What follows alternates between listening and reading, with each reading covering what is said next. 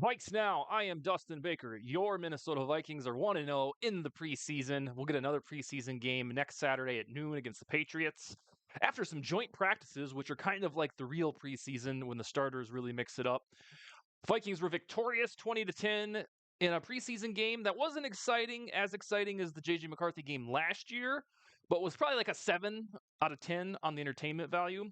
So we're going to jump into that. I'm going to provide with you guys and gals the things that I learned, and hopefully that means that you learned too, or they're reiterated. But as always, now that I am a debut novelist, a fiction writer, right over here, my new book is called The Motor Route. It is suspense, thriller, mystery, psychological fiction. It's about 315 pages. It's been out for 1 month on Amazon. You can buy it ebook for $4, paperback 15, basically free Amazon Kindle Unlimited if you have that. But I need you to buy the book because this is a new part of my adventure, writing 2 fiction novels per year. Next one comes out. I'm about halfway done with it in December. And I know that about at least 20 folks have read the book because they've messaged me afterward and said this is pretty darn good. And I haven't had a single person say, like, this is shitty. What are we doing here? You're not cut out for this. So that leads me to believe that you will enjoy the book, especially if you like that genre of suspense and mystery. So go buy my book. Amazon, just type in The Motor Route into Amazon or to Google, or put in my first and last name. You'll find it. Go buy it. Let's talk about the Vikings in the preseason. Triumphant 20-10. No Vikings podcast that is breaking down this game is going to not talk about JJ McCarthy. So I'm going to talk about him out of the gate. What we saw from McCarthy was a direct translation of training camp for him, where there were some sweet transactions, there were some misses on that third down, and then he used his legs on fourth down, which was kind of the highlight of his day. So while it was cool to see it in an organized setting, an exhibition game with however many thousands of people at US Bank Stadium, this has been going on for 2.5 weeks at training camp. Like, what he's done is exactly what was on display. So it's good to see him with that poise in the huddle. They talked on the broadcast, Paul Allen, I think TJ Hawkinson, and them were talking about how in the huddle, which is a big damn deal, he has it. So that will translate well. Again, I'll reiterate, McCarthy's going to be good. It's just a matter of how good. This season, there will be a lot of lumps. There'll be some throws that he missed. We'll be like, whoops, that's a 22-year-old for you. But this preseason stepping stone was absolutely mandatory. I'm glad he only got a drive. We ended up seeing a couple injuries for the Vikings that are just terrible. And I don't think we'll see McCarthy again until September 8th, which is conveniently 4 weeks away, or 30 days away on the nose. So McCarthy, I think, probably got a solid B plus for this afternoon alone. Jordan Addison, McCarthy developed immediate rapport with Jordan Addison. He looked like a bell cow wide receiver. The first 3 completions went to Addison, and truth be told, Addison bailed him out a couple times on some throws that were maybe a lesser wide receiver doesn't catch that, but that's Jordan Addison for you. Now, this is bittersweet, in my opinion, because no matter what, Addison, because of his skullduggery, are going to be out for 3 games. And the next time you'll see Addison when it really matters, I don't know if he probably won't play next weekend. When you'll see Addison again when it really matters in Ireland, boom, a complete coincidence. I went there this summer with my family for 2 weeks, and then the Vikings will be there in late September. So, Ireland, I do recommend you should go visit, especially if you have Irish heritage like myself on my father's side. But Addison will be back in that game. Hopefully, the Vikings beat Aaron Rodgers in back-to-back seasons across that pond. And it was sweet to see Addison and McCarthy develop that immediate relationship. Next, we have to talk about Rondale Moore. This is really shitty. So this was Rondale Moore's, I believe it was his very first thing that he had done in a game setting since the season-ending ACL tear last year. It looks like we're on a path to that happening again, and it's gruesome to say this could be it for Rondale Moore. I think a friend of the show, Thor Nystrom, tweeted that's a wrap or something like that for Rondale Moore at the Vikings. That might be a wrap for Rondale Moore in general. There isn't much precedent for a dude to have 2 back-to-back season-ending injuries, and then just have him spring back up and be good. I mean, this is a guy that was a second rounder in the 2021 NFL draft, and the Cardinals and fantasy football managers had grand plans for Rondale Moore, and now it looks like his career is teetering on life support. So it really sucks. He was going to be the punt returner. That's how he got hurt in this game. And right off the bat, he's out. And it was cool that Justin Jefferson consoled him or whatever he did, which made Justin Jefferson late to his third quarter broadcast responsibilities. Jefferson was great. As always, the cool thing about Jefferson, a little tangent here, is not only is he fun to listen to, he's really insightful. Like you learn shit when you listen to Justin Jefferson and now his traditional third quarter spot in the preseason game. Next, Xavier Scott. Welcome to the Vikings. Xavier Scott's actually been with the Vikings for a full year now, but for casual fans who tuned in to watch Vikings Texans today, they'd never heard of Xavier Scott, and I wouldn't expect them to. But what is he, 6'1", 219 pounds? He's got the beef to be a running back, and we need the beef for these Vikings to score some damn rushing touchdowns, especially on first, second, and third and goal when we just rear back and throw the ball. Like, there's no explanation for it. We need some bruising backs. Not that Xavier Scott is an absolute bowling ball, but we don't need all these finesse guys. It isn't working. The Vikings rushing offense has been a dirty little secret, and not in a good way, for the last 3 seasons. Thankfully, they have a plan now with Aaron Jones, Jordan Mason, and Xavier Scott. Ty Chandler also looked good in this preseason game. He had some flashes of that one game where he looked like a badass against the Bengals in 2023. But Xavier Scott was the story because nobody knew who the hell he was whatsoever until today, unless you watch podcasts like this or, you get really into the minutia of roster building. But Xavier Scott, we learned from Justin Jefferson that he used to be a wide receiver in college at UConn and Maine, and then he put on some beef and turned into a running back. And I think there is a really good, better than a puncher's chance for Scott to make this roster as an RB3. And he's got 2 more preseason games to go because I don't think the Vikings play a single starter against the Patriots. It should be the Xavier Scott show, and good for him because he played really, really well against the Texans. Throwaway factoid, Tim Jones, who's like, the WR6, WR7, has special teams history. He had 2 penalties, disaster class for a guy trying to make the roster. So poor guy.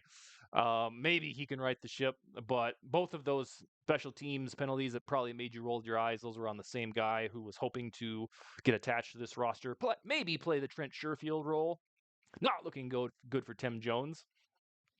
Let's talk about Will Reichard. So Will Reichard, the Vikings drafted him somewhat shockingly last year, and he played great for a month and a half. He was flawless in September and halfway through October. Then in that game, shame on me, I don't remember who it was against. I remember watching it. I remember being there vividly. Again, in October, when he hurt his quad, and then he was never the same guy. He was out on IR for 4 games? Was it 5 games, whatever it was? And he came back and he was poor or mediocre, depending on how you adjudicate kickers. But now this was a big moment for Will Reichard because September Will Reichard from last year was money. The dude from December and January was mid. He looked like the guy who was, indeed back, which makes sense because, he finally got a break. He, from, his college transition to the pros, hurt his quad, went on IR, had a full offseason. Now he's back. He was perfect, hit 2 impressive kicks. But if you know anything about Vikings football, you can never trust a kicker. So the more gradually that we get to a comfort level with Will Reichard, everybody will be happier. And he put his best foot forward today in the preseason. Gabriel Murphy, outside linebacker, OLB4 for these Vikings. The depth chart came out. We talked about this on our show earlier this week. Depth chart came out, and by himself, after Jonathan Grenard, Andrew Van Ginkel, and Dallas Turner, lived Gabriel Murphy from UCLA, an undrafted free agent from 2024. He didn't play a whole lot last year because of an injury, and then just Patrick Jones in the way, along with, who was a Jihad Ward. But Gabriel Murphy had 2 sacks today. I think it was reduced to a sack and a half because they gave half of it to Bo Richter. Gabriel Murphy looked like a baller. So much so that I was hoping that they would take him out of the game. Like, don't get him hurt after we saw what happened to Rondale Moore. But Gabriel Murphy has trended at training camp to be the OLB4, which is important because when one of those guys gets hurt between Grenard, Van Ginkel, and Turner, one of them probably will for a game or 2. The next man up would be Gabriel Murphy, and he looked the part of a edge rusher who was hungry against the Texans. Lucky Jackson, another so if Mr. Mankato is still indeed a valid award, like we formally or informally award it, it would probably be a voting process between Gabriel Murphy and Lucky Jackson. Wouldn't you know it? Both of those guys looked great in the preseason game. Lucky Jackson had that one stupendous catch. I think it was from Sam Howell, who threw it a little high. He went up and got it. And if you start to look at all of these hints of the Vikings roster, Jordan Addison is not going to play for the first 3 games. Rondale Moore probably not going to play this season or maybe ever again. Lucky Jackson became extremely vital if he wasn't already after the preseason game. Along with that, he looked good. He's the WR4 for these Vikings, and he might be the WR3 on September 8th because of Addison's suspension. So Lucky needed to prove in a preseason game that his training camp was legitimate. That's what he did, and I expect him to make the team with flying colors now as a no-brainer. Like, if Lucky Jackson gets cut now in 2 weeks, we're going to be like, well, what the hell? That's how we'd react. Testament to him for how well his training camp and today's preseason game went. The defense looked a little shaky. What are we doing, folks? The first drive. So the Texans were mostly starterless. The Vikings played some starters on offense.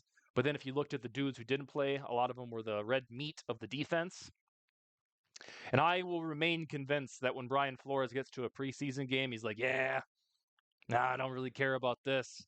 I'm just going to trot out this shell vanilla defense because they didn't look good at all. If you watch the first drive, maybe the first 2 drives, but certainly the first first drive, they looked like shit, especially against Texans backup players. So if you had to assign a grade on the Vikings' first drive defense, that was not passing, probably a D or an F.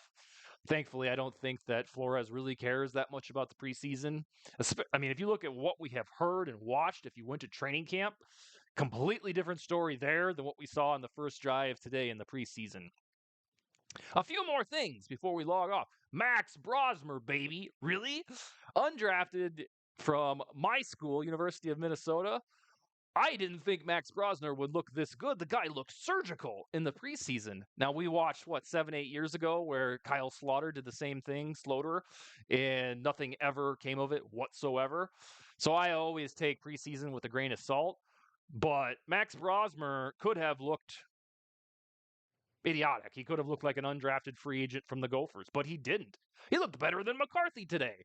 And, that's really strange to say out loud on a team that, as recently as a week ago, when Sam Howell was in his bag and not in a good way, throwing interceptions, Brett Rippon looked terrible today. Max Brosmer looked like a shining star and could have a meal ticket to, be QB3. I don't think he'll unseat Sam Howell. But there was nothing bad about, is it Brosmer or Brosmer? I apologize if I'm mispronouncing it. Nothing bad whatsoever about that guy's game, and this was his first real moment in the NFL, and he nailed it. He passed the test. Speaking of Sam Howell, we were really hard on him for the first week and a half, 2 weeks of training camp. When I was there 1 week ago Saturday, he looked good. So I was like, all right, well, did he turn the corner and figure it out? I think he has. If you watch this preseason game, Yannick Eckhart tweeted and told me offline that, he looks like an adult in the room, and that's really what you want from a QB2. So all of these negative things that have been written or tweeted about Sam Howell, or, hey, we need to go sign Carson Wentz, hey, we need to trade for Zach Wilson, we need to get Jameis Winston, some shit like that. Sam Howell did his damnedest to dial that dialogue back, and he deserves to be the QB2 of these Vikings so long as he doesn't, play buffoonishly in these final 2 preseason games. So a preseason winner was Sam Howell. A couple housekeeping things. So Brett Rippon looked terrible. A far contrast to his preseason last year with the Bears when he played really well. I thought he'd play great today, didn't. Curiously, Blake Brandel was playing tackle. So he's been on this odyssey. He came to the Vikings as a tackle. We said, nah, fam, you're going to be a guard. And he started at guard for the Vikings last year and was pretty good until Christian Darrisaw got hurt and then was pretty bad after that. The Vikings drafted Donovan Jackson. The rest is history. But Blake Brandel, for today's purposes, was a tackle. So if you are into formulating the Vikings 53-man roster, I don't know if that means a whole lot, but he wasn't a guard today. That's for damn sure. Chaz Chambliss, the guy from undrafted guy from Georgia. I have been writing about him here and there for 4 months as an edge rusher. Jokes on me. He was playing right in the middle of the damn defense as an off ball linebacker. I don't think I was like the only person that was wrong on that. If you thought Chambliss was an edge, it's time to rethink that. When the boots are on the ground at US Bank Stadium, he was very vividly playing an inside linebacking role, an off-ball linebacker. And then a little bit of a tip of the cap to Ty Felton. He did not do much at training camp. And as a third round wide receiver, you can really go either way. You can explode on the scene when the competition is, your own at training camp, or you can be a green rookie and have it, take a long time. And for a while, it looked like at training camp, like, all right, Felton's going to be a project. He's not going to be the guy that busts out hardcore with Jordan Addison going to be on the bench. So, or excuse me, on a suspension. But Ty Felton today had a sweet catch, and there's something else that he did that I was like, oh, okay, he might have the juice to eventually be pretty good. So, as anonymous as Ty Felton was in the preseason or in the training camp, he did pretty darn good on Saturday afternoon. All right, we will be back in probably Monday. Not sure what we'll chat about at the time, but it will be about Vikings football. It'll be promoting this damn book right here, The Motor Route, written by me, my first foray into fiction. If you like things that are dark, gritty, and weird, you need to go read my book. Go buy it, read it. You can put in the YouTube comments if it's any good. You could message me on Twitter and say, hey, this is awesome, or hey, this really sucks. I'm here for the feedback. Second book will be out here in a few months.